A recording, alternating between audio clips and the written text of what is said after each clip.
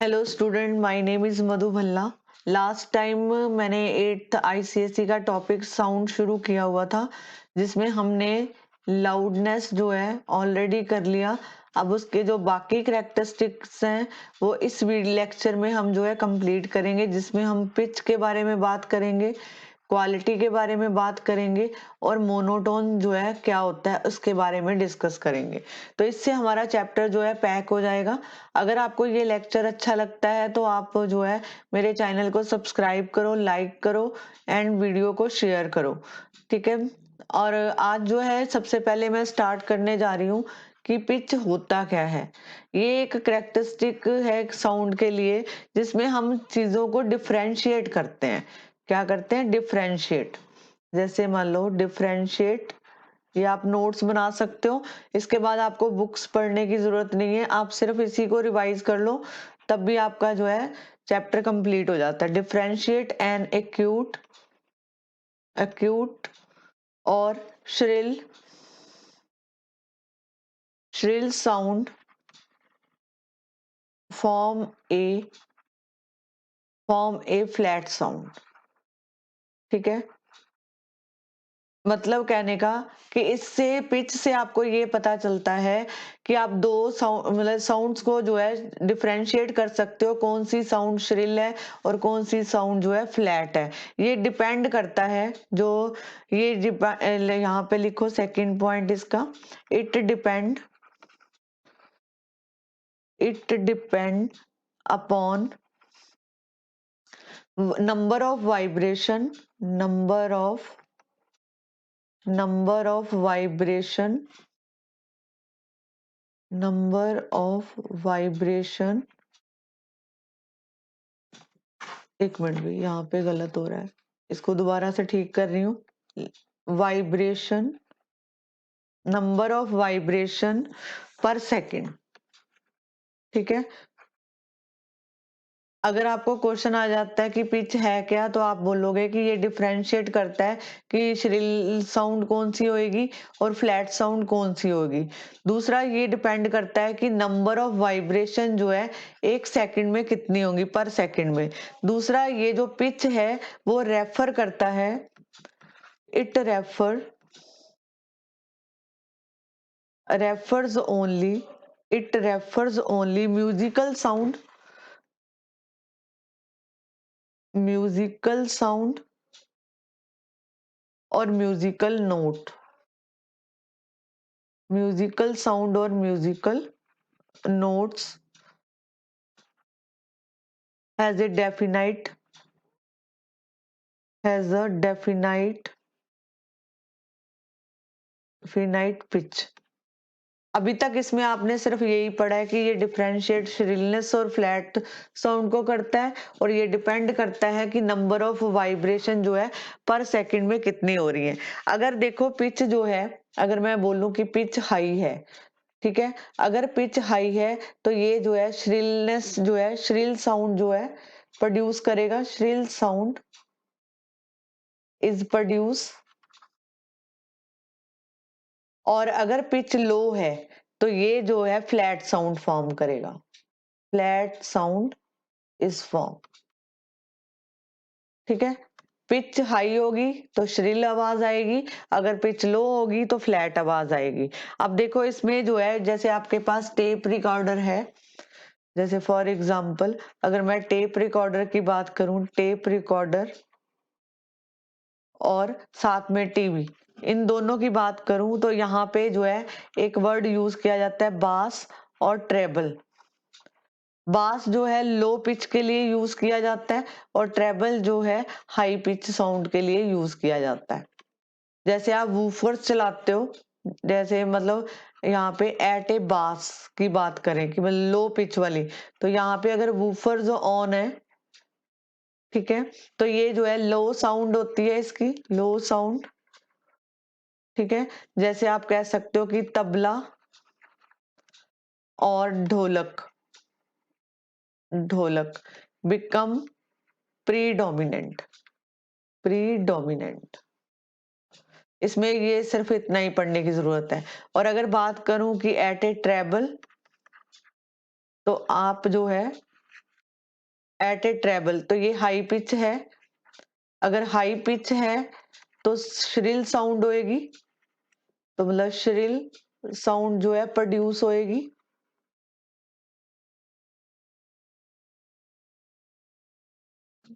ठीक है, जैसे हम कह सकते हैं कि जो फ्लूट है, फ्लूट और घुंघरू, ये जो है दोनों ही, यहाँ पे लिखो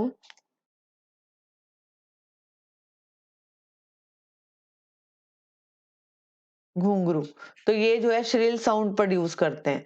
अब इसमें जो है एक और चीज बताती हूँ, जो पिच ऑफ नोट है, पिच ऑफ नोट, ये डिपेंड करता है कि फ्रीक्वेंसी के ऊपर, ये डिपेंड करेगा किसके ऊपर, फ्रीक्वेंसी के ऊपर। जैसे मान लो टू नोट्स हैं, टू नोट्स हैं, नोट्स जो है आपको म्यूजिक में सुनने को मिलते हैं, टू नोट्स साउंडेड। ठीक है, तो अगर आपको दो नोट सुन रहे हैं तो दैट मीन वो सेम इंस्ट्रूमेंट से आए हैं, सेम इंस्ट्रूमेंट, इंस्ट्रूमेंट भी सेम रहेगा और सेम एम्पलीट्यूड रहेगा। ठीक है, एम्पलीट्यूड, बट जो उसकी वाइब्रेशंस होंगी, but their vibration are different, उनकी वाइब्रेशन जो है डिफरेंट होंगी। मैंने क्या बोला, two notes, two note sounded, तो सेम इंस्ट्रूमेंट से आ रही है, मतलब इंस्ट्रूमेंट तो एक ही है लेकिन उसका एम्पलीट्यूड भी सेम है, बट उनकी वाइब्रेशन डिफरेंट है, तो दैट मीन जो उसकी पिच होएगी वो भी डिफरेंट होएगी। कहने का मतलब ये है। अगर आपको ये क्वेश्चन इस तरह आ जाए कि आपके पास दो नोट हैं जो आपको सेम इंस्ट्रूमेंट से सुनाई दे रहे हैं, उनका एम्पलीट्यूड सेम है, तो बताओ उसकी जो वाइब्रेशन और पिच में क्या फर्क आएगा। तो आप लिखोगे कि their vibrations are different and pitch is also different. इसमें सिर्फ इतना ही आपको जानने की जरूरत है, इसके अलावा जो है आपको ज्यादा इसके बारे में नहीं करना। अब देखो इसमें जो है, जैसे मैंने एग्जाम्पल दे रही हूँ, देखो कैसे। अब देखो क्राइंग बेबी, कोई बेबी क्राई कर रहा है, ठीक है, बेबी क्राई और एक अडल्ट क्राई कर रहा है। ठीक है, अब दोनों में फर्क क्या है, बेबी क्राइंग और इन दोनों की फ्रीक्वेंसी डिफरेंट होएगी। तो बेबी, जो बेबी है ये यहाँ पे जो है हाई पिच होएगी, तो अगर हाई पिच है तो यहाँ पे जो है श्रिलर आवाज आएगी, श्रिलर। अब जैसे जो वॉइस ऑफ, कह सकते हो voice of female, voice of female, ठीक है, फीमेल श्रिलर देन, ये क्वेश्चन वेरी इंपॉर्टेंट है, श्रिलर देन मैन, श्रिलर देन मेल। ठीक है, एक तो ये एग्जाम्पल है। सेकंड एग्जाम्पल देखो, अगर आपके पास पोस्ट कार्ड है, ठीक है, दो, जैसे दो पोस्ट कार्ड लिए हमने, इसको हमने स्लोली से जो है रब किया, इसको स्लोली रब किया और इसको जो है फास्ट रब किया।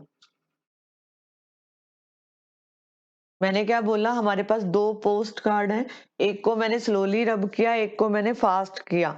ठीक है, रब किया किसके ऊपर, टीथ ऑफ कॉम। ठीक है, तो अब अगर मैं पूछूं कि आवाज कैसी आएगी, तो यहाँ पे ग्रेव साउंड प्रोड्यूस होएगी, ग्रेव साउंड, साउंड प्रोड्यूस करेगी जहां, जब आप उसको प्रोड्यूस,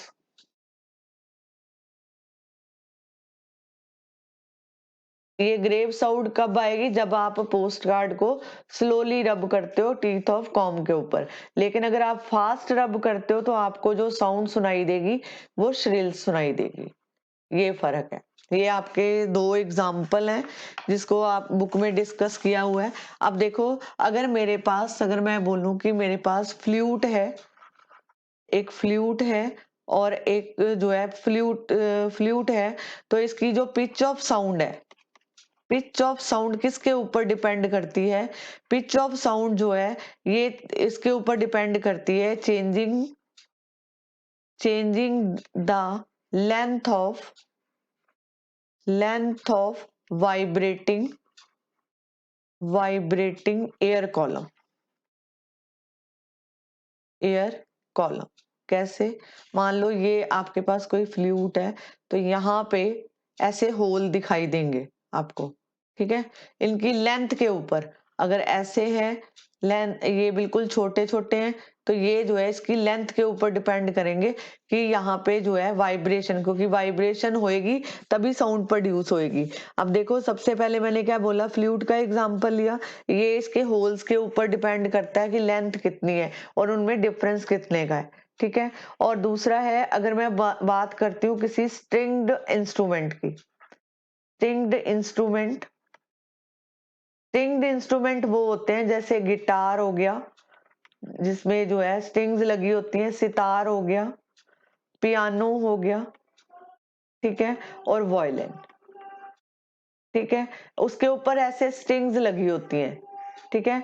अब देखो, ये जो है पिच ऑफ साउंड जो है इसकी स्ट्रिंग इंस्ट्रूमेंट की, pitch pitch of sound change, इनकी सबकी जो है पिच ऑफ साउंड जो है चेंज होती है। क्यों होती है? क्योंकि ये डिपेंड करता है आपने उसको कहाँ से प्लग किया है। चेंजिंग द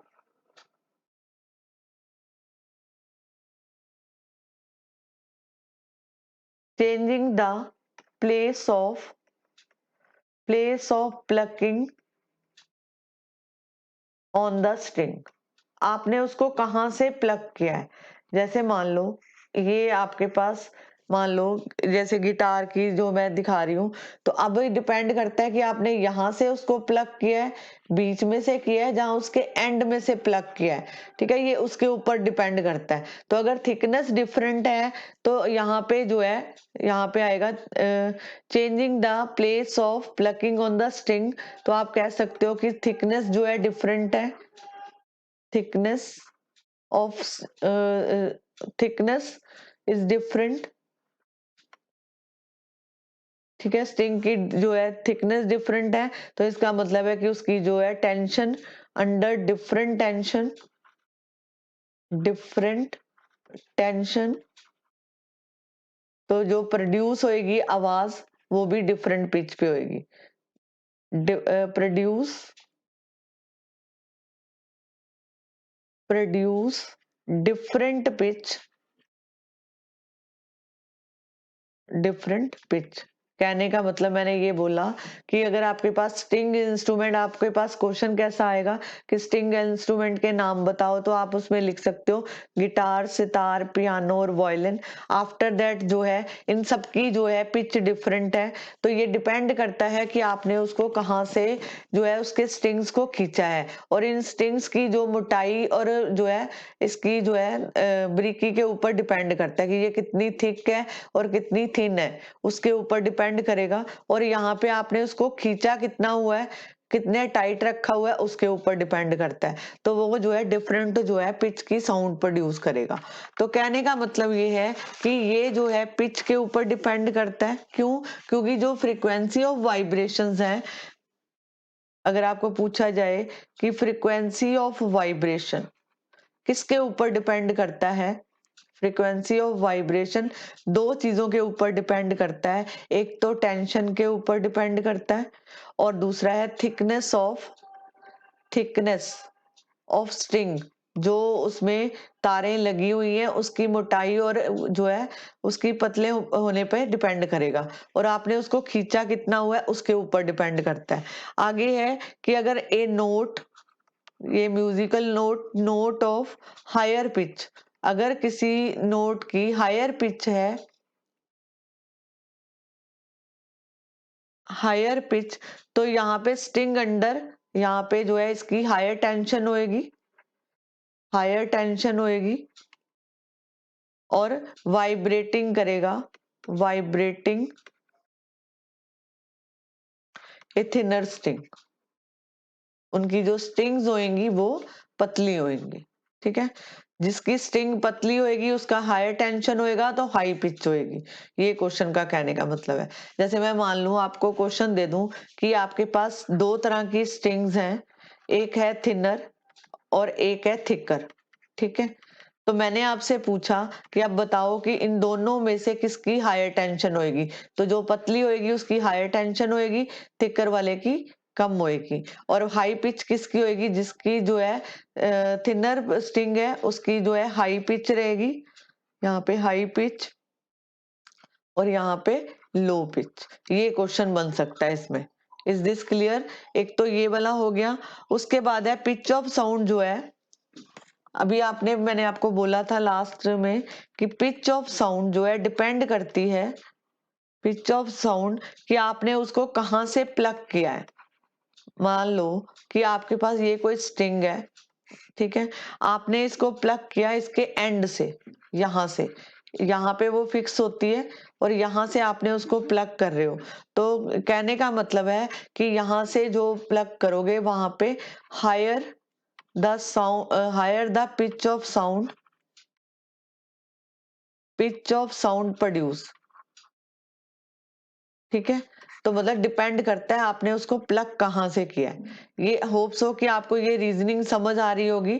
अगर आपको थोड़ा सा इसमें लगता है तो आप दोबारा से वीडियो को पॉज करके भी दोबारा दोबारा सुन सकते हो, जिससे आपके रीजनिंग और क्लियर होएगी। अब देखो सेकंड आता है इसमें विंड इंस्ट्रूमेंट। पहले हमने स्ट्रिंग वाले पढ़े, अब विंड इंस्ट्रूमेंट मतलब की बात करेंगे, जिसमें आता है फ्लूट, आता है फ्लूट और शहनाई। शहनाई, ठीक है। तो यहाँ पे क्या है कि अगर लोअर नोट है, लो नोट है, नोट इज ऑब्टेन, ऑब्टेन कब लोअर नोट आता है? जब आप उसको क्लोज से, क्लोजिंग सम मोर होल, ठीक है, क्लोजिंग सम मोर होल। अब लेंथ ऑफ द स्ट्रिंग जो है, जो स्ट्रिंग की लेंथ है, यहाँ पे लिखो length of vibrating air column increase, ठीक है। मैंने आपको लास्ट टाइम बोला था ये होता है, इसमें यहाँ पे होल्स होते हैं, वो उसके ऊपर डिपेंड करता है। अगर फ्लूट पिच जो है, flute pitch of sound decrease, अगर हम flute pitch of sound decrease है तो दैट मीन जो साउंड प्रोड्यूस होएगी वो कौन सी होएगी? ग्रेव, ग्रेव साउंड प्रोड्यूस होएगी। To increase, to increase the high pitch, ठीक है। अब देखो इसके बाद जो हम डिस्कस करेंगे कि मेम्ब्रेन इंस्ट्रूमेंट कौन से होते हैं। मेम्ब्रेन इंस्ट्रूमेंट में ड्रम आता है, ये मेम्ब्रेन, मेम्ब्रेन इंस्ट्रूमेंट, जैसे आपके पास ये जो है ड्रम है ऐसे, तो ये मेम्ब्रेन होती है ऊपर की, जो यहाँ पे लेदर की मेम्ब्रेन होती है। ये किस में होती है? ढोलक, ढोलक में होती है, तबले में होती है और ड्रम में होती है, ठीक है। और आप इसके ऊपर जब स्ट्राइक करते हो या टैप करते हो तो यहाँ पे पिच ऑफ साउंड जो है डिपेंड करती है, pitch of sound, pitch of sound depend करेगी उसके साइज के ऊपर कि मेम्ब्रेन का साइज क्या है, और टेंशन ऑफ द मेम्ब्रेन, ठीक है। जो टेंशन ऑफ मेम्ब्रेन, आपने उसको खींचा कितना हुआ है, ठीक है। अगर आप ज्यादा टाइट करोगे, मोर टाइट, तो और साथ में मेम्ब्रेन जो है, मेम्ब्रेन अगर स्मॉल है, अगर आपने उसको टाइट भी किया हुआ है और उसकी जो मेम्ब्रेन है वो स्मॉल है, तो दैट मीन वो हायर पिच जाएगी, ठीक है। तो pitch of sound, higher pitch of sound is produce, higher pitch of sound is produce. ये कहने का मतलब है जो आपकी बुक में लिखा हुआ है। कहने का मतलब है, मैंने बोला कि मेम्ब्रेन इंस्ट्रूमेंट में ढोलक आता है, तबला आता है, ड्रम आता है, तो पिच ऑफ साउंड जो है डिपेंड करती है कि ढोलक का साइज या तबले का साइज या ड्रम का साइज क्या है। दूसरा उसकी जो मेम्ब्रेन है, टेंशन ऑफ मेम्ब्रेन के ऊपर, अगर आपने उसको ज्यादा टाइट किया हुआ है और मेम्ब्रेन छोटी है तो वो हायर पिच साउंड जो है प्रोड्यूस करेगी।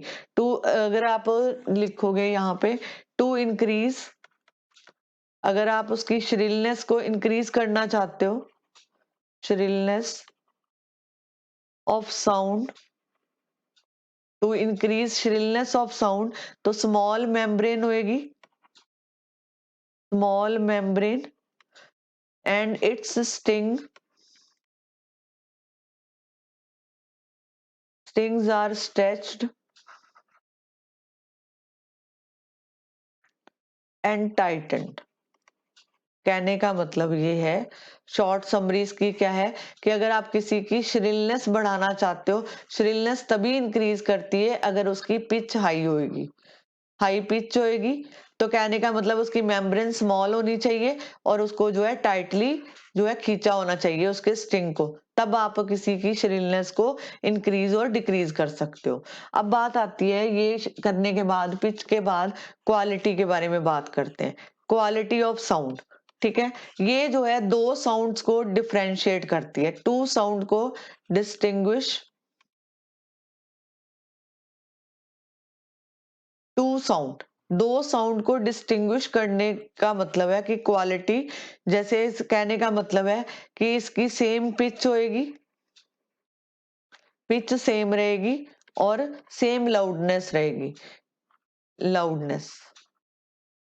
जैसे सिंपल सा एग्जांपल है कि अगर आप किसी को वाइब्रेटिंग बॉडी, ले ये लिखो vibrating body even even without seeing it, अगर मैं आपको बोलूं इसका एग्जाम्पल दो, तो कैसे, मतलब आप मोबाइल यूज करते हो, टेलीफोन यूज करते हो, तो आपने देखा होगा कि आप बिना किसी को देखे आप उसकी आवाज को इजीली रिकॉग्नाइज कर पाते हो। तो वो क्या होता है कि क्वालिटी डिस्टिंग्विश ऑफ, आप दो, जैसे मान लो आप क्लासरूम में बैठे हो, तो वहां पे बच्चे शोर मचा रहे हो, कोई ऊंचा ऊंचा बोल रहा है, ये आपका क्लासरूम है, यहाँ पे बच्चे बैठे हैं तो शरारत कर रहे हैं और कोई ऊंचा ऊंचा बोल रहा है, तो आप उसकी आवाज को, उसकी जो है, आप उसकी आवाज को इजीली डिस्टिंग्विश कर पाओगे कि ये कौन सा बच्चा बोल रहा है। तो कहने का मतलब है कि ये जो क्वालिटी है ये भी एक करेक्टरिस्टिक साउंड है जिससे आप दो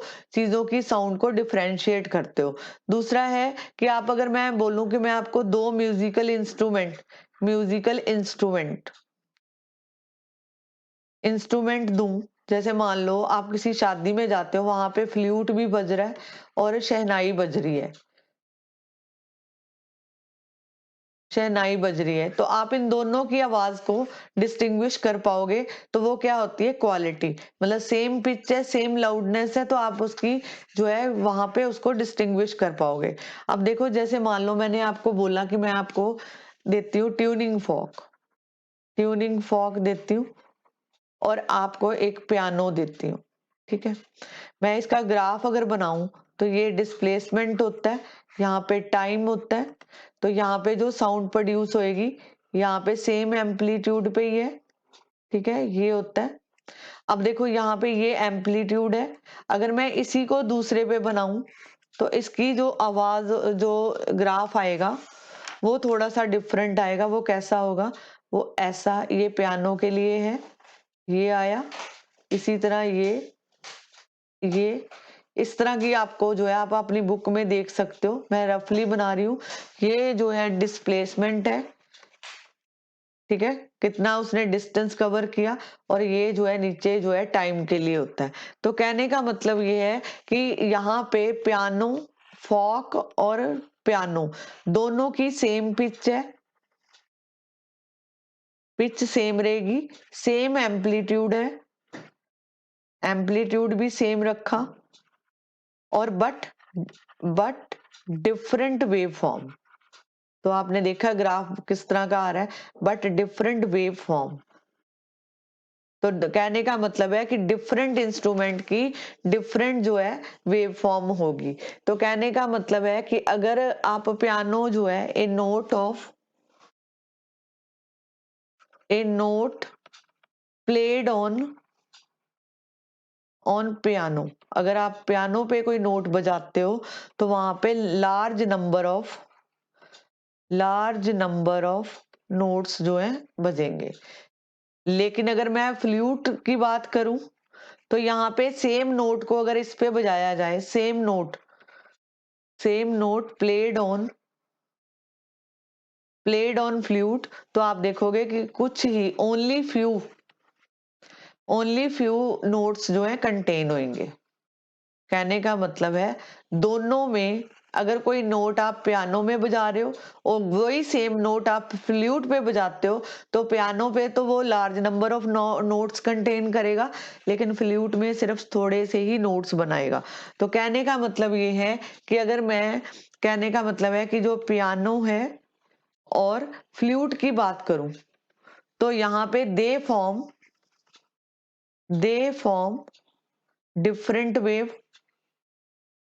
डिफरेंट वेव और सेम लाउडनेस और सेम पिच होएगी।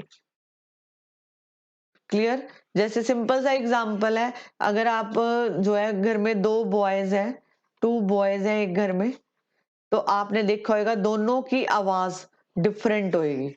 ठीक है, उनकी क्वालिटी ऑफ साउंड जो है डिफरेंट होएगी, कोई धीरे बोलेगा कोई लाउड बोलेगा, तो वो उसके ऊपर डिपेंड करता है। तो आप ये जो क्वालिटी करेक्टरिस्टिक है साउंड की, जिससे आप दो आवाजों को डिस्टिंग्विश कर पाते हो।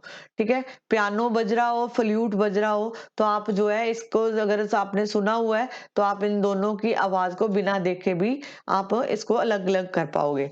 आगे है मोनोटोन। मोनोटोन होता है मोनोटोन मोनोटोन बोलते हैं कि ये साउंड ऑफ सिंगल फ्रीक्वेंसी, जिसकी सिंगल फ्रीक्वेंसी होती है उनको बोला जाता है मोनोटोन। अब जैसे जैसे फॉर एग्जांपल मेरे पास एग्जांपल है ट्यूनिंग फॉक का। ट्यूनिंग फॉक ट्यूनिंग फॉक मतलब ये देखो, ये यू शेप का होता है, आपकी बुक में ऐसे बना हुआ है, ये यू शेप का होगा। इसको जो है आर्म्स बोलते हैं। ठीक है, इसको वैसे बोला जाता है प्रॉन्ग्स। और ये जो है नीचे वाला, ये इसका हैंडल होता है, इसको स्टेम भी बोला जाता है। यहाँ पे रबड़ बैंड को अगर ये जो है स्टक करते हो, यहाँ पे स्टक विद रबड़ पैड से अगर इसको स्टक करते हैं तो प्रोड्यूस वाइब्रेशन, तो ये प्रोड्यूस करेगा वाइब्रेशन। इसकी जो शेप होती है वो यू शेप होती है, ये यू मेटेलिक पीस होता है। ये इसके आर्म्स होते हैं जिनको प्रॉन्ग्स बोला जाता है, और ये इसकी स्टेम होती है, और इसको रबड़ पैड से जो है स्टक किया जाता है। और इनकी जो फ्रीक्वेंसी होती है डिफरेंट ट्यूनिंग फॉक की डिफरेंट होती है। कुछ की होती है 256 पर सेकंड, किसी की होती है 288 पर सेकंड, किसी की होती है 320 पर सेकंड और 384 पर सेकंड। डिफरेंट डिफरेंट जो है फ्रीक्वेंसी जो है ऐसे लिखा जाता है। ठीक है, तो डिफरेंट डिफरेंट फ्रीक्वेंसीज होती हैं इसकी, तो मतलब एक जैसी नहीं होती। तो इससे जो है आपका चैप्टर पैक होता है। आपको अगर कुछ नहीं समझ आया या कुछ पूछना चाहते हो या कोई नए चैप्टर की डिमांड है, तो आप जो है कमेंट बॉक्स में लिख सकते हो। मैं ट्राई करूंगी कि आपके जो है क्वेश्चन का आंसर दूं। और अगर मैं चैप्टर आपकी डिमांड पे लेके आई तो जरूर लेके आऊंगी। तब तक आप जो है इसको चैप्टर को समझो और अपने जो है क्वेश्चन बैंक एक्सरसाइज के सॉल्व करो। अगर आपको ये मेरा वीडियो पसंद आया है तो आप जो है मेरे वीडियो को शेयर करो, मेरे चैनल को सब्सक्राइब करो और वीडियो को लाइक करो। Thank you very much.